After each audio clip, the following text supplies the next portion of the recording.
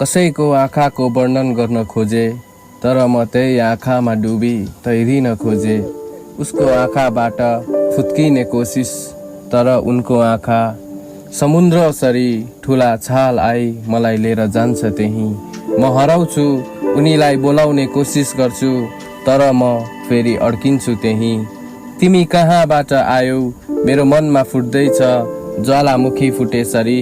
तिम्रा ती सृष्टि जलाउने नयन र त्यो सुन्दरताको वर्णन म गरौँ कसरी। तिम्रा ती सृष्टि जलाउने नयन र त्यो सुन्दरताको वर्णन म गरौँ कसरी।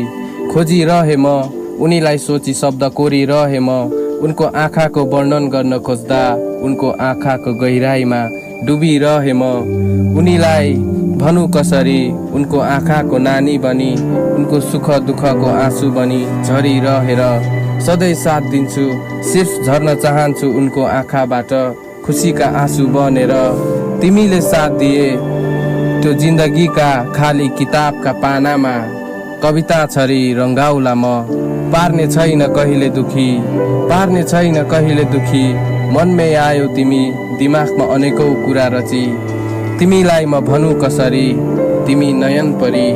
छरियो त्यो मसी, तिम्रो सुन्दरताको वर्णन गर्दा गर्दै भएर शब्दको कमी।